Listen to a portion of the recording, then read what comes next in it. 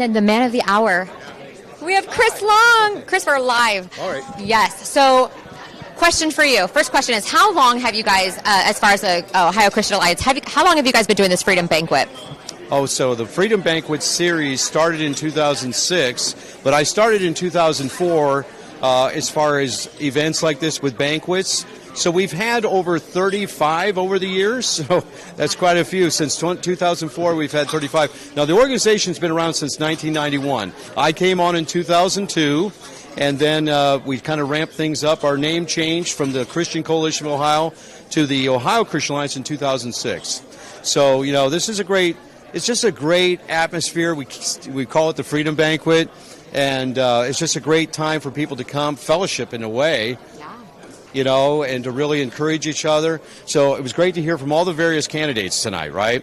I was just here talking to one of the campaigns and thanked me and said, you know, this is great to hear from all of each of the candidates as to why they're running, you know, and you get to hear a little bit, too, of their vision of America, which is great, right?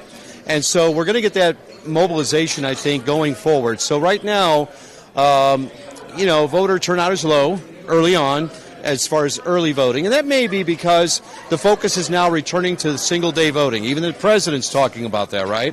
So we'll see what happens on May 5th. It very well may be that a lot of Republicans show up on May 5th, and this will be a very interesting primary. Now, we have some contested primaries. Obviously, the gubernatorial race, the treasurer's race, the secretary's race. So it's going to be interesting. It's all about turnout. So, you know, if it's a low voter turnout, and especially the 13th congressional as well, it could go any way. It could go any way. So as far as the Ohio Alliance, what is your guys' plan, being obviously conservative Christians, what is your guys' plan to help get out the vote? So what we always do, right? We push out through social media, and actually platforms like this. The Ohio Political News has been great. You know, because you're getting the message out, you're featuring these issues. Joe covers it on his Sunday night podcast as well. You're doing great with, I saw your coverage of CPAC, and so we were able to see some of the things that happened down there. So that keeps people interested in what the issues are. You know, Casey Putch that's here tonight, running for governor, you know, we got to hear from him in person rather than through some... I'm getting some... You talked about the attack ads. I saw some crazy things from the liberal media, right? Yeah. And so I'm like, wait a second, why are they attacking this guy? They might be attacking this guy because he's really making some noise, and this is really a primary, right? So Vivek Ramaswamy couldn't be with us tonight. He had a previous scheduled appearance down there at Pike County at the Republican Lincoln Day down there. He did send a representative. They sent out a video. We'll play it later on social media. We weren't able to fit it in the program tonight. But again, these are all spirited primaries, and it's important for candidates, and I think you heard from one of them, Kerry Coleman, said whatever happens, we all need to kind of unify. Yes. And so mobilize towards November, because we all become the losers. If we get wiped out in a down year, in a midterm, and then we all lose, because we'll lose some of our really good, solid conservatives in Congress, at the State House, you know, our statewide offices. You know, what wasn't mentioned tonight is the Attorney General. If we lose the state attorney general's office to a liberal Democrat, we're in real trouble. Yes, that's right. And he's, I believe, the gentleman that is running. Keith Faber. Well, right, but the on the Democrat side, he was the one that went on social media and said what he said about Charlie Kirk. Absolutely. So that just goes to show you how. I mean, it's like kind of like life or death. And what he said about Trump. Yes. Yeah, the guy's a lunatic. Absolutely. And his own party is like really nervous about him, but yet, in a low voter turnout year, in a bad scenario, that guy could be your next attorney general. Kiss goodbye. Your your gun rights, all the things that we've passed over the years. Yeah. So, you know, Ohioans have not, in recent memory, have no memory of how bad it can be when you have liberals in seats of really powerful government, like attorney general, the governor's office, secretary of state. So the stakes have never been as high as they are now. Absolutely, absolutely. So, you know, the president actually, he kind of holds the cards. If he can wrap things up with the war in the Middle East, okay, and it looks as if there is negotiations going on. That's why we said the shooting is stopped, which is great, right? And so there's negotiations with Iran. They're basically on their knees, as it were. And the president's called their bluff because he's controlling the Strait of Hormuz with a blockade. And the Israelis have stopped firing into Lebanon, and they're starting negotiations, which is good. And so if we can get peace in the Middle East and can get back to domestic policy, because young MAGA, it wasn't really for the war.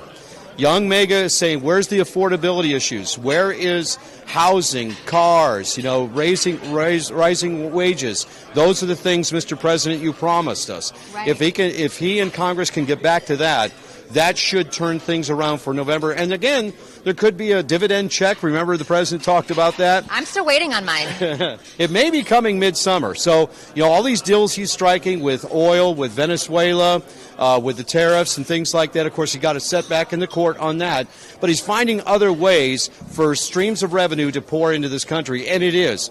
So we're kind of the canary in the mine shaft. We're a small nonprofit in that sense of financially. We're not like some of our partners who have maybe $6-7 million that they're operating. We don't, okay? We don't have $1.1 million. But we make do with what we have, and it goes further. But I can tell when people are giving even the smaller donations, they're feeling better about their own financial situation, and then they're contributing to nonprofits like ours and or some of the life groups. Then they know that, things are starting to loosen up. People are starting to feeling better about the economy. So let's hope that that's the case. I hope so, too. I mean, as a young MAGA myself, yes. My husband and I, we did everything the way that you're supposed to. Yes. We went to school, we got married, then we had kids, we have full-time jobs, and we're still unable to seem to get ahead. We're still unable to buy a home. So I understand exactly what you're saying, and I feel that, and I appreciate somebody from your generation acknowledging that, because that's not happening a whole lot. So I really appreciate that. And where can people join or donate to the Ohio Christian Alliance? Right, a couple of things. So our literacy program is Life Read, and that's where we're doing tutoring with students and in the schools, and we have volunteers going in, but we want to expand that program out statewide. They could go to liferead.org and just make a contribution of any size would be helpful. Also, the Ohio Christian Alliance, we're going to have a voter guide. It will be on your cell phone. We're going to really ramp up our game, but some of the issues are going to be H-1B visa replacement program, the AIs and the data centers coming in, and encroachment on land and property and farm rights. All this, we're going to address those issues in the voter guide. So every election, we kind of look at the issues and we put other issues up front. So people are going to see a different kind of voter guide. It's going to be life. It's going to be First Amendment. It's going to be religious liberty. Of course, that's our foundation as an organization. But it's also going to be more relevant issues as far as real estate taxes as well. And so we're kind of pounding that. For years, we were one of the groups early on to do away with the end Ohio's estate tax. And so when that was finally accomplished, right, we had to actually twist the governor Kasich's arm to get it done because he had forgotten he'd made that promise. I'm sure he did. And we had to remind him. And he did do it then. So Ohio doesn't have an estate tax anymore, right? So it can be done. And like we heard tonight, this thing has to stop as far as you're buying a home. The next thing you know, all these assessment taxes come on it. It's like, what's that all about, right? There needs to be other funding for schools, for police, fire, and some of the community services. There's got to be another way to fund it. So all those issues will be in the voter guide. And they can find out more at our website, Ohio Christian Alliance. You also sign up to our email list there very easily. And just that's the best way for us to communicate with you is through email. Awesome. This is Chris Long. He is the president of the Ohio Christian Alliance. Thank you so much for talking with us. And thank you for inviting us here. This was a wonderful banquet. The room was full. Political news with us, for sure. Awesome. Thank you. Yes, thank you.